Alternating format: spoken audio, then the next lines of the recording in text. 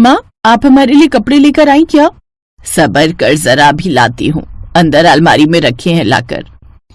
ये कहकर कमला सीधे अपने कमरे में गई और वापस आते हुए उसके हाथ में 2 पैकेट थे। और फिर, छी, ये कैसा सूट है, कितना सस्ता सा लग रहा है। हाँ तो जितने पैसे मेरे पास थे उसमें यही 2 सूट आ पाए हैं। तो ये भी क्यों लाई माँ? जाओ वापस कर दो जहां से भी लाई हो। दीदी ऐसा नहीं कहते, आप एक बार पहन कर तो देखो। तो चुप कर, तू ही पहन लेना इसे, क्योंकि मैं तो इसे नहीं पहनने वाली। तभी प्रिया ने अपनी माँ से कहा, माँ आप चिंता मत करो, अभी दीदी गुस्से में है, थोड़ी देर बाद जब गुस्सा ठंडा हो जाएगा तो अपने आप सब ठीक हो जाएगा। ऐसे वक्त गुजरता गया और फिर एक दिन, माँ आपको सिद्धार्थ कैसा लगा? अच्छा लगा, लेकिन बेटा हम लोग उनकी बराबरी नहीं कर सकते, बहुत अमीर घर से है वो। तभी तो मैंने उसे चुना है माँ, पता है कितना पैसा है उसके पापा के पास। आप देखना आपकी बेटी राज करेगी राज। और मैं तो कहती हूँ प्रिया, तू भी कोई अमीर लड़का फंसा ले। अब मेरा मतलब है कि पसंद कर ले। माँ की जिंदगी तो गरीबी में गुजर गई, कम से कम हम तो अपना भविष्य संवार ले। ये कैसी बातें कर रही हो दीदी? आपने भले ही सिद्धार्थ जी के पैसे देखकर उन्हें पसंद किया है, लेकिन मैं तो वहीं शादी करूंगी जहां मेरी माँ मेरा रिश्ता तय करेंगी। और रही बात भविष्य की, तो वो तो ऊपर वाला देखता है दीदी। अरे ऊपर वाला कुछ नहीं देखता, लेकिन मैं जरूर देखूंगी कि माँ तेरी शादी किस राजकुमार से करती है और वो कौन सी बैलगाड़ी से विदा कराने आता है तुझे। कुछ दिनों बाद रिया और सिद्धार्थ की शादी हो गई। रिया वाकई अमीर हो गई थी और अपनी माँ और छोटी बहन के सामने अपनी इस अमीरी को जताने का वो एक भी मौका नहीं छोड़ती थी। माँ ये देखो, मैं तुम्हारे लिए नई साड़ी लेकर आई हूँ, और प्रिया ये ले तेरे लिए सूट, पता है पूरे 1500 का है। अब जब मैं इतने महंगे कपड़े पहनती हूँ तो कुछ भला तो तेरा भी होना ही चाहिए। थैंक यू दीदी। अरे थैंक यू छोड़, और जल्दी से मेरी तरह कोई अमीर लड़के से सेटिंग बिठा ले। अब तेरा होने वाला पति मेरे ससुराल भी तो आएगा ही, तो इस बात का भी ख्याल रखना जरा। ऐसे कुछ और साल बीत गए और फिर कमला ने प्रिया की शादी आकाश से तय कर दी। आकाश बहुत ही अच्छा और संस्कारी लड़का था। और फिर शादी के बाद ससुराल में, आपका स्वागत है भाभी। वाह भाभी, आप तो बहुत सुंदर हो। सच में भैया, किस्मत खुल गई आपकी तो। अपनी तीनों नंदों की बात सुनकर प्रिया शर्मा गई। उसकी तीनों नंदे मेघना, मोहिनी और मेघा बहुत प्यारी थीं। भाभी आपसे बात करके बहुत अच्छा लगा, अब हम अपने कमरे में चलते। भैया को भी तो आपसे ढेर सारी बातें करनी होंगी ना। चुप कर शैतान कहीं की। अच्छा भाभी, आपको किसी भी चीज की जरूरत हो तो मुझे आवाज दे देना। ठीक है। अब एक बात कहूँ? हाँ बोलो ना भाभी। आप तीनों बड़ी ही प्यारी हो। अपनी तारीफ सुनकर तीनों बहनें मुस्कुराकर अपने कमरे में चली गई और फिर आकाश कमरे में आया। तो क्या बातें चल रही थी भाभी और नंदों के बीच? कुछ नहीं, मैं बस ये कह रही थी कि वो तीनों बड़ी ही प्यारी हैं। हाँ ये तो है।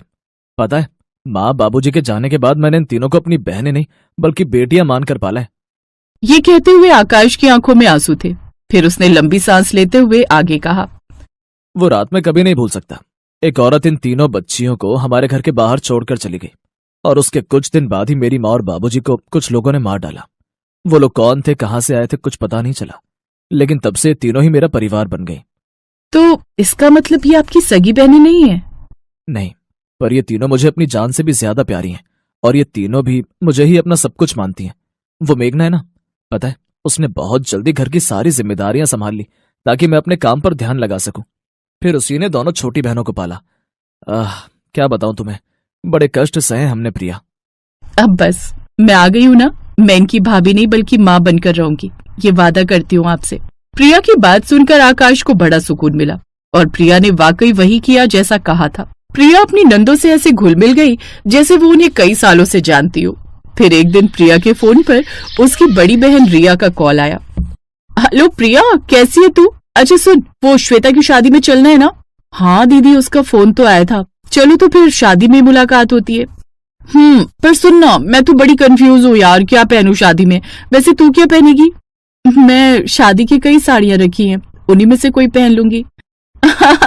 मैंने कहा था ना किसी अमीर लड़के से शादी कर। अगर बात मान ली होती मेरी तो आज मेरी तरह तू भी नई नई साड़ी खरीद रही होती। रिया की बात सुनकर प्रिया को गुस्सा भी आया और दुख भी हुआ, लेकिन उसने पलट कर कुछ कहा नहीं। फिर फिर कुछ दिन बाद शादी का दिन भी आ गया और जब प्रिया नहाकर बाहर निकली तो उसने देखा कि उसके बिस्तर पर एक बिल्कुल नया और काफी महंगा लहंगा रखा हुआ था। ये लहंगा ये किसका है और यहाँ कौन लाया? ये आपके लिए है भाभी, भैया ने भिजवाया है, बोला है कि आप इसे पहनकर ही जाना अपनी सहेली की शादी में।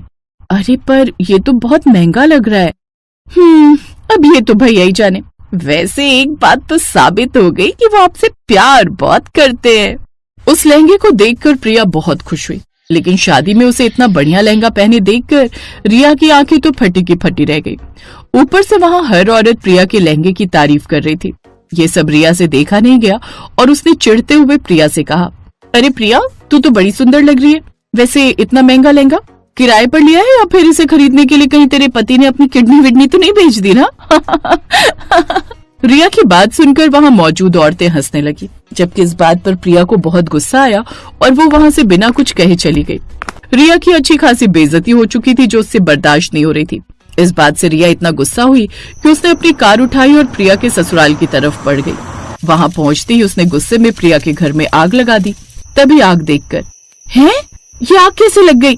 तुम सब जल्दी बाहर निकलो। हे भगवान, आग तो हर तरफ फैल गई है, बाहर निकलने का कोई रास्ता नहीं है। हे भगवान, चाहे मेरी जान ले लो लेकिन मेरी नंदों को बचा लो। प्रिया भगवान से प्रार्थना कर रही थी और उधर बाहर रिया जोर जोर से हंस रही थी। तभी मेघना ने मोहिनी और मेघा को कुछ इशारा किया। मेघा ने फौरन आंखें बंद की और फिर पूरे घर के ऊपर जोर से बारिश होने लगी, जिससे कुछ ही पलों में आग बुझ गई। और फिर मोहिनी ने अपने लंबे हाथों से सीधे रिया का गला पकड़ लिया। ये क्या? ये सब तुम सब? हम तीनों बहनें परियां हैं। हमारी माँ ने एक शैतान के डर से ही हम सबको आकाश भैया के घर छोड़ दिया था और फिर बाद में उसी शैतान ने हमें और आकाश भैया को अनाथ बना दिया। तब आकाश भैया ने हमें पाला और अब हम अपनी भाभी की जान लेने की कोशिश करने वाली इस औरत को नहीं छोड़ेंगे। मोहिनी, छोड़ दो दीदी को, हम फिर से अपना घर बना लेंगे। इन्हें सबक मिल गया है। मेरी बेइज्जती करने चली थी और खुद सबके सामने अपमानित हुई। दीदी चली जाओ यहाँ से, इससे पहले कि मैं इन्हें रोक न सकूं। इतना सुनते ही रिया गिरती पड़ती वहां से भाग निकली और फिर प्रिया को कभी किसी ने परेशान नहीं किया।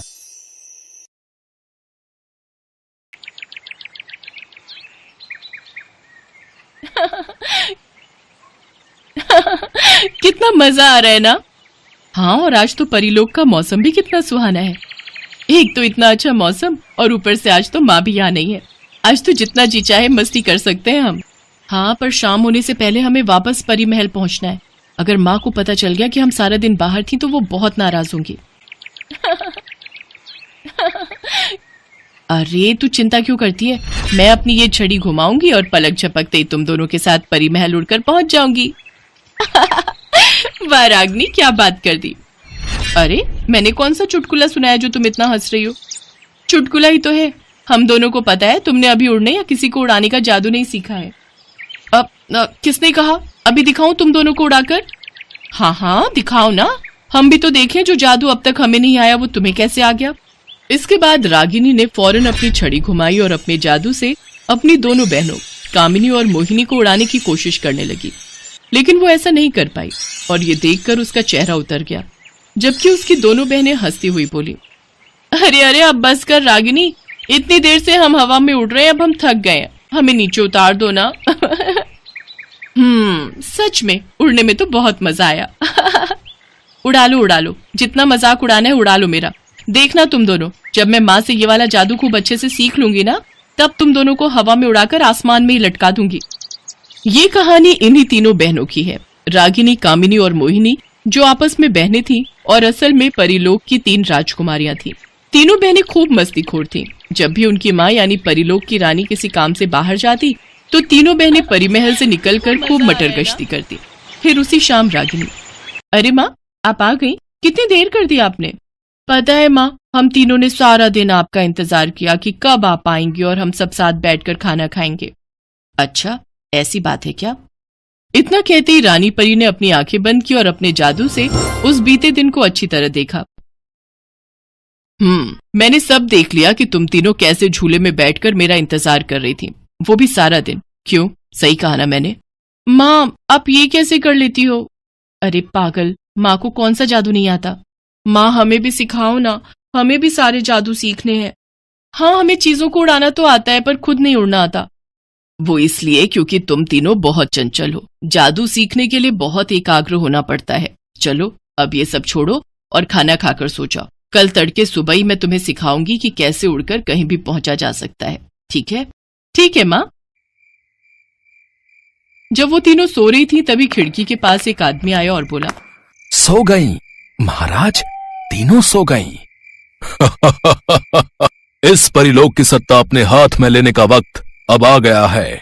ये तीनों अब जाएंगे परिलोक से बाहर और रानी परी जाएगी जेल में और मैं और आप बैठेंगे परिलोक के सिंहासन पर। महाराज अनंत सिंह की जय हो, जय हो। ये है परिलोक का महामंत्री और रानी परी का सलाहकार अनंत सिंह, जो असल में बहुत ही दुष्ट था। अनंत सिंह सारे जादू जानता था और खुद परिलोक का राजा बनना चाहता था। उसने अपने जादू से रानी परी को बेड़ियों में कैद करके उनसे उनकी जादुई छड़ी भी छीन ली। दुष्ट अनंत सिंह, तूने दिखा दी ना अपनी असलियत। मैं तुझे छोड़ूंगी नहीं। तू क्या कर लेगी बुढ़िया? तेरी छड़ी तो मेरे पास है, तो अब तुझसे कोई जादू तो होगा नहीं। और रही बात तेरी बेटियों की, तो उन्हें भी ठिकाने लगा चुका हूँ मैं। रानी परी को लगा कि अनंत सिंह ने उसकी तीनों बेटियों को मार दिया है। वो फूट फूट कर रोने लगी। उधर धरती पर जब तीनों राजकुमारियों की आंख खुली तब, अरे ये हम कहाँ आ गए? और ये हमारे कपड़ों को क्या हुआ? माँ कहाँ है और हमारा परी महल? लगता है ये धरती लोक है। माँ ने मुझे बताया था इस लोक के बारे में, पर हम यहाँ आए कैसे और अब वापस कैसे जाएंगे? चलो किसी को ढूंढते हैं और उससे मदद मांगते हैं। अनंत सिंह के जादू से तीनों राजकुमारियों के कपड़े एकदम सादे हो चुके थे और वो बहुत ही गरीब दिख रही थी। फिर एक झोपड़ी के बाहर रुककर रागिनी ने कहा, कोई है? हाँ मैं हूँ, पर तुम कौन हो बेटी? प्रणाम माँ जी, मेरा नाम रागिनी है और ये दोनों मेरी बहनें हैं, मोहिनी और कामिनी। हम तीनों अब क्या हुआ बताओ? हम तीनों को बहुत भूख लगी है। हमारा इस दुनिया में कोई अपना नहीं है। अरे ऐसा क्यों कहती हो? वो ऊपर वाला है ना, वो सबका रखवाला है। आ जाओ, अंदर आ जाओ। सरला की झोपड़ी ज्यादा बड़ी नहीं थी। वो उस झोपड़ी में अपने 3 बेटों के साथ रहती थी, रमेश, महेश और कमलेश, जो कि लकड़हारे थे और स्वभाव से बहुत ही मेहनती और दयालु थे। ऐसे ही कई महीने बीत गए। फिर एक दिन, अब मेरी उम्र हो गई। पता नहीं मुझे कब भगवान अपने पास बुला लें। तुम लोगों का भी तो कोई नहीं है, तो मैं चाहती हूँ कि तुम तीनों मेरे बेटों से शादी कर लो, अगर तुम्हें कोई ऐतराज ना हो तो। तीनों राजकुमारियों को इससे कोई ऐतराज नहीं था। जैसे ही तीनों भाइयों ने अपनी अपनी पत्नी की मांग में सिंदूर भरा, अचानक एक तेज रोशनी हुई, जिसके साथ ही तीनों राजकुमारियां अपने असली रूप में आ गईं और उन्हें उनकी जादुई शक्तियां भी वापस मिल गईं। ये सब देखकर सरला ने अपनी तीनों जादुई बहुओं के सिर पर हाथ रखते हुए कहा, तुम तीनों तो साक्षात लक्ष्मी का अवतार हो। तुम तीनों को अपनी बहुओं के रूप में पाकर मैं तो धन्य हो गई। भगवान तुम्हें सदा सुखी रखे। माँ जी, सुख तो हमें तब मिलेगा जब हम अपनी माँ को उस दुष्ट अनंत सिंह से आजाद करेंगी। हमें आज्ञा दीजिए, परिलोक जाकर सब कुछ ठीक करके आपके पास वापस आने की। सरला ने सिर हिलाकर तीनों राजकुमारियों को जाने की इजाजत दी। तीनों राजकुमारियों ने मिलकर अनंत सिंह का सामना किया और उसे हराकर परिलोक और रानी परी को आजाद करवाया। और फिर, कहाँ जा रही हो मेरी बच्चियों? अब मुझसे दूर मत जाओ। नहीं माँ, हमें जाना ही होगा, क्योंकि अब हमारी एक और माँ है और परिवार भी। क्योंकि अब हम आपकी नटखट बेटियां नहीं रही, बल्कि एक घर की जिम्मेदार बहुएं बन गई हैं। तो हमें हमारा कर्तव्य तो निभाना ही होगा ना। हाँ माँ, लेकिन ये मत सोचिएगा कि हम परिलोक से नाता तोड़कर जा रही हैं। ये परिलोक हमारा मायका है, जिसका साथ हमसे कभी नहीं छूटेगा।